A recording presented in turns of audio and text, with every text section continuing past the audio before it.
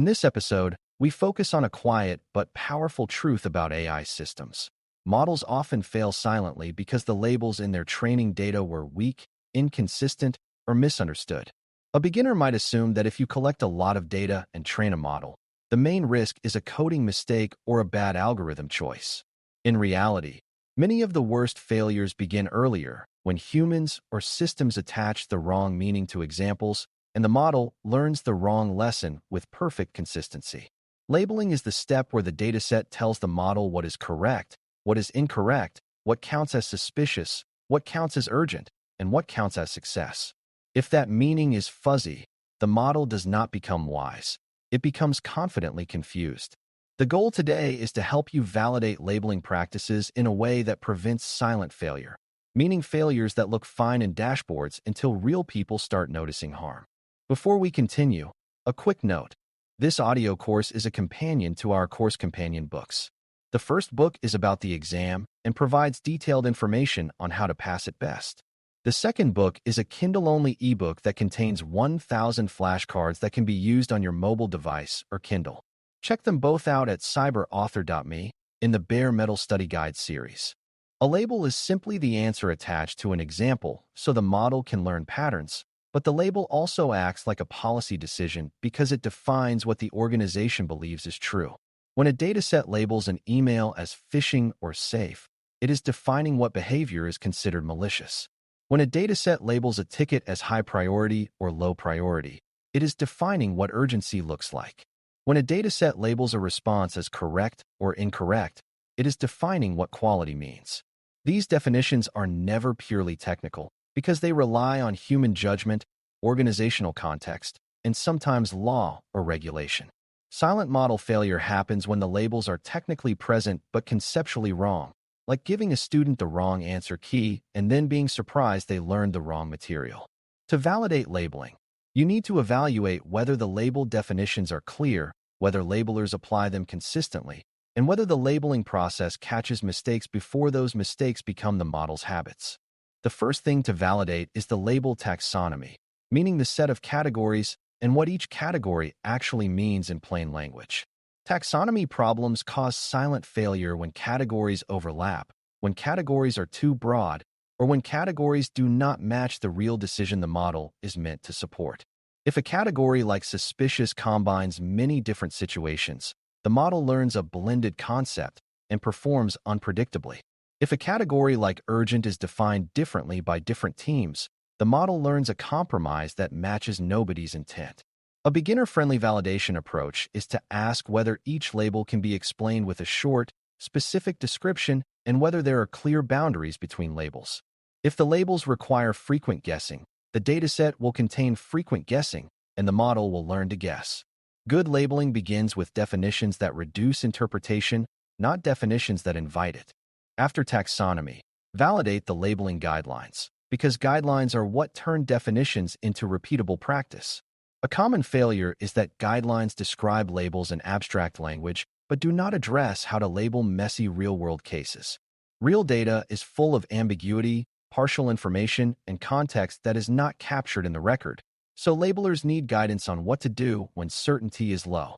Without that guidance, different labelers fill gaps with their own assumptions, which creates hidden inconsistency. Guidelines should explain what signals matter, what signals do not matter, and what to do when information is missing or conflicting. They should also address common traps, like assuming a user's tone implies threat, or assuming certain regions or names imply risk, which can introduce unfair bias. You validate guidelines by checking whether they are concrete enough that two reasonable people could follow them and produce similar labels. If the guidelines are vague, the dataset becomes a collection of personal interpretations. Another essential validation point is labeler training and calibration, because even good guidelines fail if people are not trained to apply them the same way. Calibration is a simple idea. You make sure labelers interpret definitions consistently by walking through examples together and resolving disagreements. Silent model failure often begins when labeling is treated as simple data entry that anyone can do without shared understanding. In reality, labeling is closer to judgment work, and judgment needs alignment. A beginner can validate calibration by asking whether the organization has a routine for training new labelers, refreshing experienced labelers, and documenting interpretation decisions when confusion arises. You also want to know whether labelers have a way to ask questions and get authoritative answers, because otherwise they will invent their own rules under time pressure. When calibration is strong, the labeling process becomes more stable over time, and the model learns a clearer concept that matches the organization's intent. You do not need a statistics deep dive to validate consistency, but you do need a practical method for spotting disagreement patterns. A simple approach is to have more than one labeler label the same sample of records and then review where they disagree. Disagreement is not automatically bad, because some cases are genuinely ambiguous, but patterns of disagreement reveal weak definitions, unclear guidelines, or inconsistent training. If labelers disagree most often on certain categories, those categories may be poorly defined or overlapping. If labelers disagree most often when certain fields are missing, the guidelines may not address missing information adequately. If disagreements correlate with sensitive contexts, like language differences or cultural cues, bias risk may be creeping in through interpretation. Validation here means the organization uses disagreement as a signal to improve the labeling system, not as a reason to blame individuals. When disagreements are ignored, they become noise the model learns, and that noise can later look like randomness in model behavior. Quality control sampling is one of the most effective ways to prevent silent labeling failure, because it catches drift and sloppiness before it spreads. Sampling means selecting a portion of labeled records for review by a more experienced reviewer or by a team responsible for quality.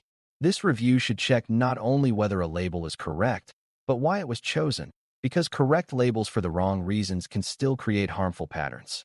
For example, a labeler might mark an alert as true positive based on a clue that is actually irrelevant, and the model may learn that irrelevant clue as a risk signal.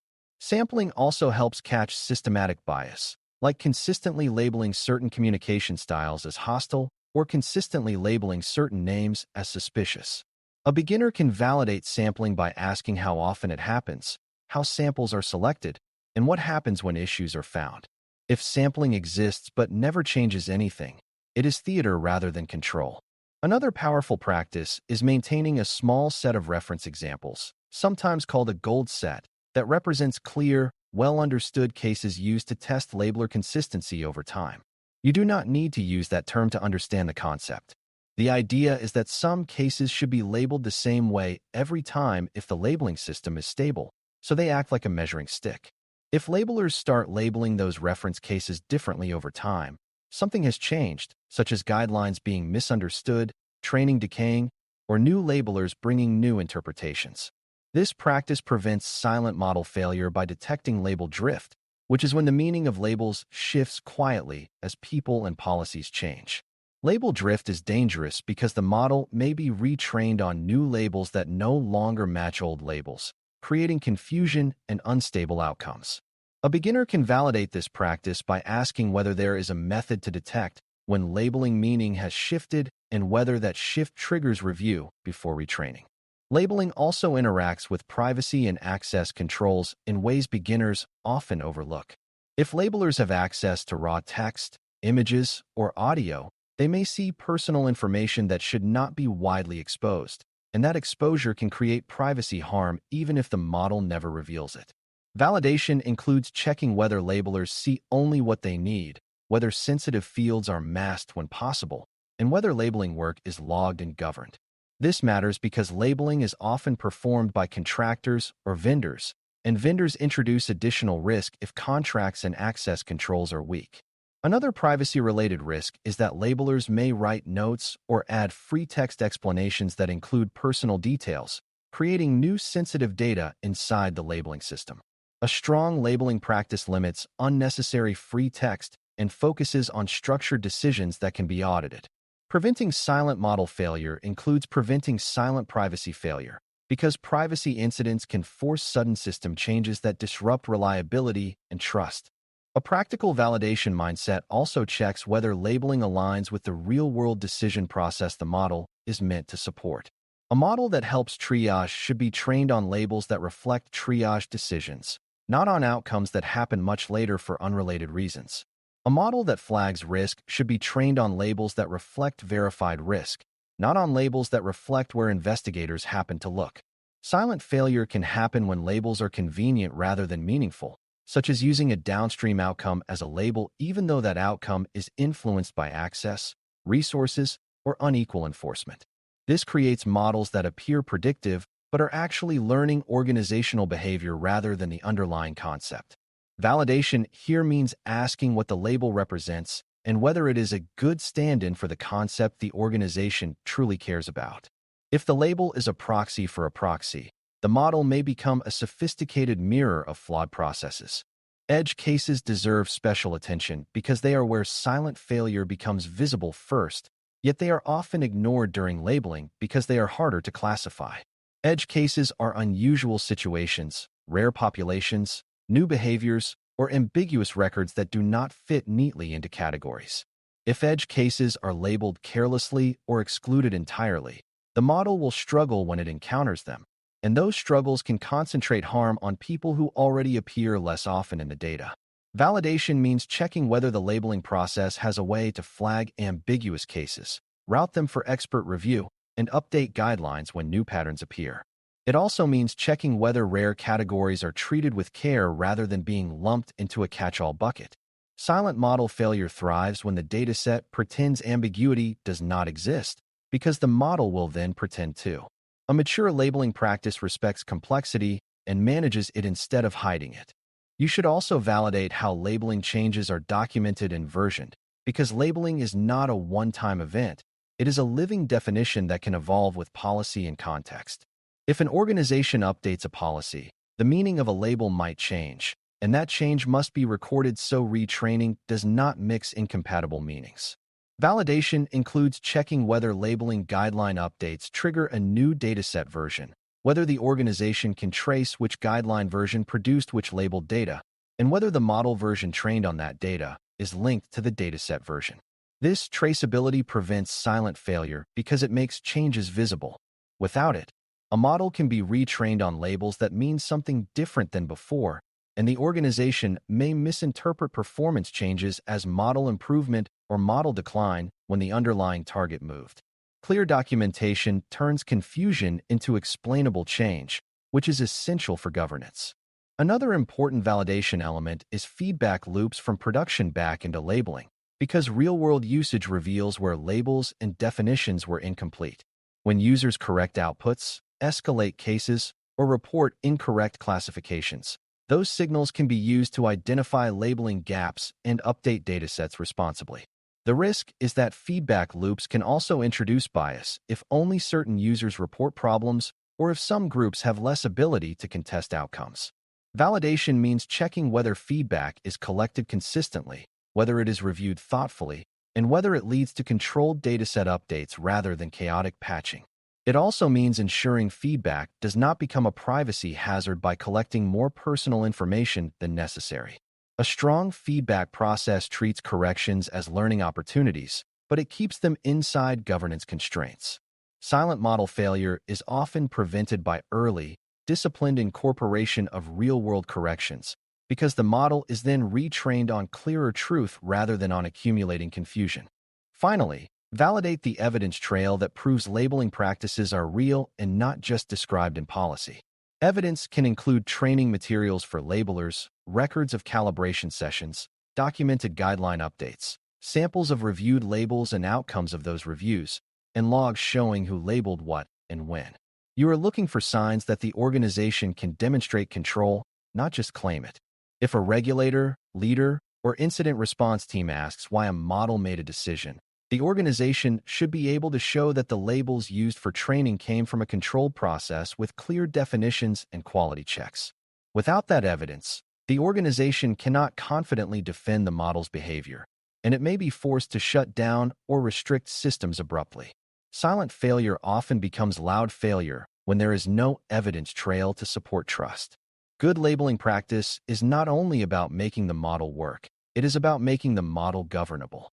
To close, validating dataset labeling practices is one of the most direct ways to prevent silent model failure because labels are the model's teacher. and a confused teacher produces confused learning. You validate labeling by confirming clear categories, strong guidelines, training and calibration that creates shared interpretation, and practical consistency checks that reveal disagreement patterns. You validate quality control through sampling, reference examples that detect drift, and a process for handling edge cases rather than ignoring them. You validate privacy and access controls because labeling work can expose sensitive information and create new data that must be governed. You validate alignment between labels and real-world decisions so the model learns the concept that actually matters, not a distorted proxy. You validate versioning and traceability so that label meaning changes are recorded and linked to model behavior over time. When these practices are in place, the organization can train models that are not only accurate, but also explainable, stable, and safe to improve without surprises. Thanks for listening. For more audio courses, daily newsletters, and more, please visit baremetalcyber.com.